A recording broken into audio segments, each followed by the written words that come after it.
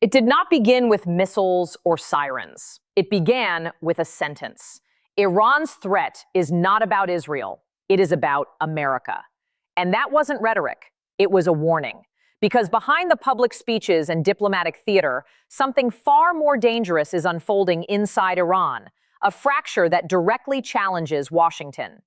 If you follow real geopolitical power shifts, stay with this, because this isn't a headline moment. It's a structural rupture, and it's accelerating. For years, the focus was Israel, uranium enrichment, proxies, oil routes. But in early 2026, the real shock came from inside Tehran. The Central Council of the Iranian Reform Front reportedly convened an emergency session, not to adjust policy, but to draft a call for the supreme leader's resignation and a transfer of power to a transitional council.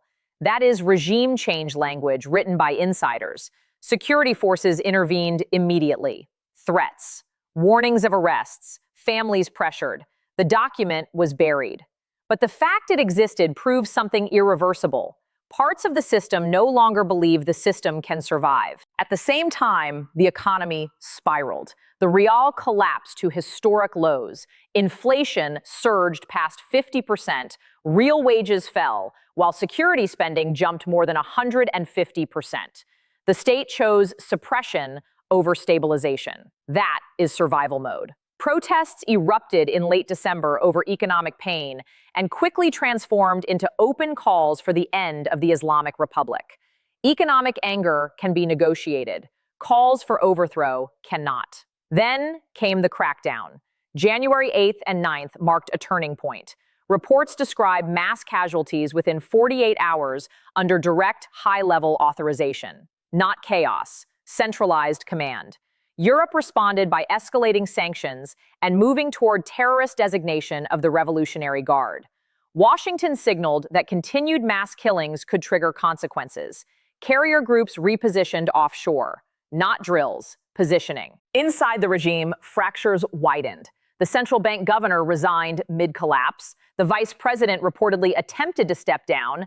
That is not routine turnover. That is distancing from a system under pressure.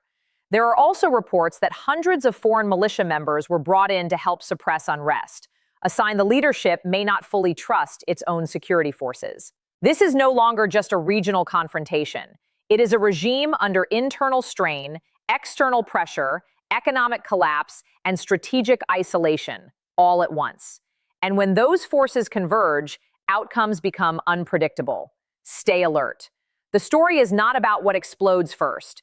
It is about what breaks quietly underneath. Meanwhile, food distribution networks in Tehran experienced coordinated work stoppages. Workers at central markets halted operations, disrupting supply chains. Infrastructure stress is often a stronger indicator of regime instability than street protests. When distribution systems falter, control weakens at the structural level. Even more telling is what both the supreme leader and the president admitted publicly. For the first time in decades, they acknowledged that sanctions alone cannot explain Iran's economic deterioration. That admission is historic. For years, sanctions were the singular external blame narrative. Acknowledging governance failure signals awareness that internal mismanagement has become undeniable. Externally, Iran's regional posture has also weakened. Proxy networks across the Middle East have suffered degradation. Military infrastructure has faced direct strikes in previous conflicts. Snapback sanctions reimposed in late 2025 tightened financial constraints. Insurance markets restricted. Oil channels narrowed. Banking pathways constricted. Iran is economically encircled while internally destabilized. At the same time, diaspora mobilization surged. Large-scale rallies in Munich, Toronto, and Los Angeles drew hundreds of thousands. Protesters openly chanted for systemic change. Some voiced support for pre-revolutionary political restoration. The symbolism of those gatherings carries psychological weight inside Iran's political class. They know the world is watching. They know alternatives are being discussed openly. Now consider the American dimension. President Trump's posture has been explicit. He has stated that action will not be mild if taken. Administration officials emphasize that agreements with Tehran are fragile if leadership transitions in Washington occur. Iranian officials understand that any temporary détente may not survive political cycles in the United States. That reality alters Tehran's calculations. Reformists may see resignation and transitional governance as a way to avoid external military confrontation. Hardliners may see escalation as survival. And this is where the central question emerges. Is Iran facing external threat or internal implosion first? If additional high-ranking resignations occur, fracture accelerates. If internal documents leak, open mutiny becomes visible. If external intervention aligns with internal collapse, the speed of change multiplies. Before we continue deeper into what intelligence sources suggest could happen next, take a moment to subscribe and hit like, because the developments unfolding are not linear, they are layered, and you will want to track each layer carefully. Iran's current unrest differs from previous cycles because it is embedded in sustained economic degradation rather than episodic protest waves. Structural inflation, youth unemployment, brain drain, capital flight. When unrest is rooted in permanent economic decline, suppression does not restore stability. It delays collapse. And reformists inside the system appear to understand that. Security spending increases while wages lag. Sanctions tighten while foreign investment evaporates. Food distribution networks wobble while currency credibility erodes.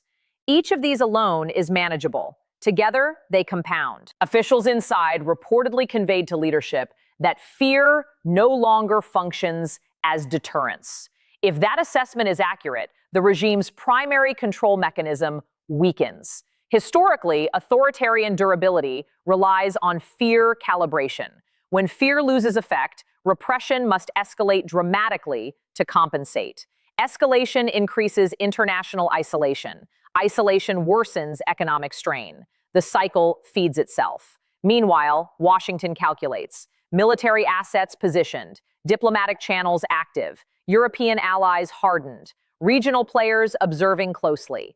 If Iran fractures internally, the United States may face a strategic choice: intervene, contain, or wait. Each carries risk. What makes this moment different is not simply protest scale or economic data. It is the convergence. Economic collapse, mass casualties, internal reformist dissent, leadership resignation attempts, foreign militia involvement, external military pressure, sanctions snapback, diaspora mobilization, rare public admissions of governance failure. These are not isolated events. They are converging signals. And still, the official narrative inside Tehran insists stability remains intact. State media projects control. But beneath that projection, drafting of resignation language reveals contingency planning. Transitional council language suggests some insiders are mapping post-leadership scenarios. That alone is unprecedented in recent decades. If more senior officials attempt to exit, fracture becomes undeniable. If security forces face loyalty splits, operational cohesion declines.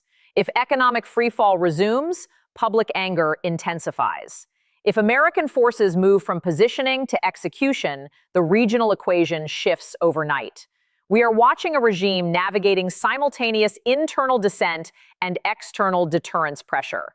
History shows that when such pressures align, outcomes accelerate unpredictably. The next weeks could define not only Iran's trajectory, but the balance of power across the Middle East and Washington's strategic posture globally. Stay with this story, subscribe and hit like so you do not miss what comes next. Because what is unfolding inside Iran is not a routine protest cycle. It is a structural test of endurance. And whether it fractures from within or is forced from without, the implications will extend far beyond Tehran. What happens when a system built on ideological certainty begins to doubt itself? What happens when the inner circle that once enforced loyalty starts calculating survival? Because this is no longer just about protests in the streets or inflation charts on economic reports. This is about a regime confronting a possibility it has spent 47 years denying, that its own structure may be unsustainable in the modern era. And when that realization begins to circulate inside ministries, inside intelligence corridors, inside Revolutionary Guard briefings, it changes behavior long before it changes headlines. Quiet meetings increase, travel plans shift, assets move, families of officials quietly relocate. These are the early signals analysts watch, and those signals are now appearing with unusual frequency. Inside Iran's power architecture, there are overlapping pillars: the Supreme Leader's Office, the Revolutionary Guard command structure, the clerical establishment in Qom, the elected presidency, the intelligence services, and the economic conglomerates tied to military foundations. For decades, those pillars functioned as a mutually reinforcing ecosystem. But when economic contraction becomes permanent rather than cyclical, competition between those pillars intensifies. Control over shrinking resources breeds internal suspicion. When oil revenues fall under sanctions pressure and foreign currency reserves tighten, factions begin protecting their own networks. That is when cohesion weakens. Iran's youth demographic is another silent accelerant. Nearly 2/3 of the population is under 40. Many of them have grown up entirely under sanctions, with limited opportunity and restricted digital access. Despite censorship, encrypted communication tools and satellite internet devices have increased information flow. Every crackdown now travels beyond borders in seconds. Every resignation rumor circulates instantly. Fear once depended on isolation. Isolation is breaking. And when information spreads faster than intimidation, authority erodes. Consider the military calculus. The Revolutionary Guard remains powerful, but prolonged internal deployment drains morale. Soldiers trained for asymmetric warfare abroad are now tasked with crowd control at home. That psychological shift matters. Historically, regimes weaken when elite forces are redirected inward for extended periods. It signals that external projection has been replaced by domestic preservation. Meanwhile, Iran's conventional military faces equipment aging, procurement barriers, and financial constraints. Maintenance cycles lengthen, spare parts grow scarce, operational readiness declines quietly, not dramatically, but steadily. At the same time, Washington is not blind to these structural pressures. American intelligence agencies track currency fluctuations, fuel shortages, electricity rationing, capital flight patterns, and elite travel movements. Military planners model scenarios: limited strike packages, cyber operations, maritime blockades, covert support to internal factions, or strategic patience. None of these options are theoretical exercises anymore. Carrier positioning is only the visible tip of a broader readiness posture that includes cyber units, intelligence surveillance assets, and regional missile defense coordination. Now ask yourself this: if reformist insiders believe collapse is possible, what incentive do they have to remain tied to the current hierarchy? Transitional council language is not accidental. It is an insurance policy. It offers a pathway that preserves state continuity while removing the most polarizing authority. That kind of language appears when insiders want to negotiate survival terms, not when they expect stability. And even though the statement was buried, the psychology behind it cannot be erased. International financial isolation compounds this internal stress. With snapback sanctions in effect, global insurers hesitate to cover shipping routes linked to Iranian ports. Banking restrictions complicate energy sales even to sympathetic partners. Currency exchange becomes more opaque and expensive. Import costs surge. Domestic industries reliant on imported components suffer production delays. Unemployment creeps upward. Inflation expectations embed themselves into daily life. Once expectations of price increases become permanent, stabilization becomes exponentially harder. Energy infrastructure adds another layer. Years of underinvestment due to sanctions have limited modernization of refineries and pipelines. Aging grids face strain during peak demand seasons. Blackouts, even temporary ones, create political risk. Fuel rationing generates anger. When energy exporters struggle with internal distribution, citizens interpret it as systemic mismanagement rather than external punishment. That perception shift is politically dangerous. Meanwhile, regional dynamics remain volatile. Gulf states are recalibrating security alignments. Israel continues targeted operations against Iranian-linked networks abroad. Iraq and Lebanon navigate fragile political landscapes influenced by Tehran. Syria's internal restructuring reduces Iran's strategic depth. Every regional contraction increases pressure at home. Strategic overextension becomes visible when domestic stability requires full attention. And then there is the American political timeline. Tehran's leadership studies Washington's electoral cycles closely. They calculate whether strategic patience could outlast one administration.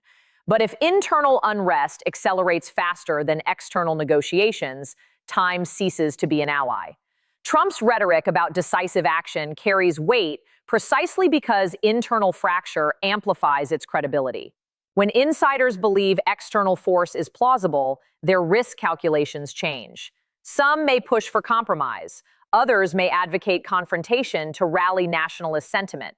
That divergence creates additional instability. Consider also the diaspora factor. Large, coordinated demonstrations abroad signal not only opposition, but organization. Funding networks, communication hubs, and political lobbying infrastructures outside Iran create parallel narratives that influence global policymakers. When foreign capitals hear unified calls for transitional governance, diplomatic conversations shift tone. Sanctions policies harden.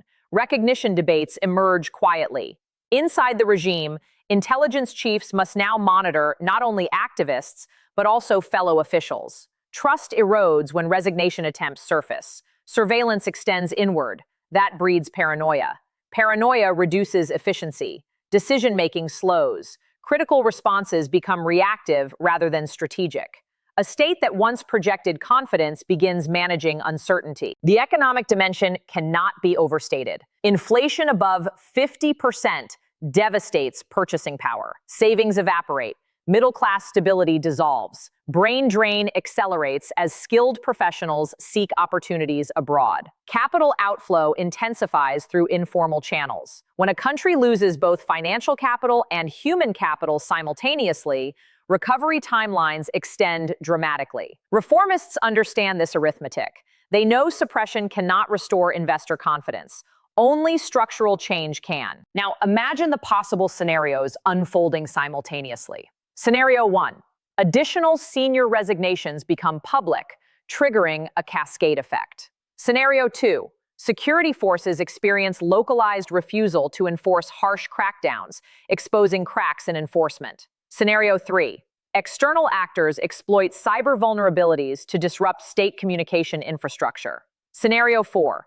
Oil exports face new maritime interdictions under expanded sanctions enforcement. Each scenario individually is manageable. Combined, they compound. And here lies the real tension. If leadership doubles down on repression, international isolation deepens. If it attempts reform without authority restructuring, hardliners resist. If it negotiates externally, internal factions accuse weakness. Every pathway carries cost. That is the mark of a regime in structural dilemma, rather than routine crisis. What would a transitional council actually look like? Would it include reformist clerics, technocrats, military representatives, or diaspora figures? Would it promise constitutional revision? Would it suspend certain religious oversight mechanisms? These questions are now being whispered in policy circles, even if publicly denied. When such questions become common inside the elite, psychological tipping points approach. Washington's calculus also includes deterrence stability. Direct intervention risks regional escalation. Non-intervention risks prolonged instability and humanitarian crisis. Strategic ambiguity may be intentional, keeping Tehran uncertain. But ambiguity loses potency if internal collapse accelerates faster than diplomacy can adjust. We are watching a rare convergence of economic exhaustion, political dissent, generational impatience, regional contraction, and external pressure. History suggests that when 5 pressure vectors align, equilibrium rarely returns unchanged. Whether change arrives through negotiation, gradual erosion, or abrupt rupture remains unclear. But the architecture is shifting. If you have been following this story from the beginning, you understand that this is no longer about isolated protests or isolated speeches. It is about structural endurance under multi-layered stress. And if you want to keep tracking how these layers evolve, subscribe right now and hit like so you do not miss the next development. The coming weeks may redefine alliances, reshape deterrence, and alter the internal map of power in Tehran. Because one fact is now unavoidable. Insiders have imagined a post-current leadership scenario. That alone transforms the political landscape. When imagination crosses into documentation and documentation meets suppression, the clock begins ticking differently. The world is watching. Washington is calculating. Tehran is fracturing quietly behind closed doors. And the next move, whether internal or external, will not simply be a headline. It will be a turning point.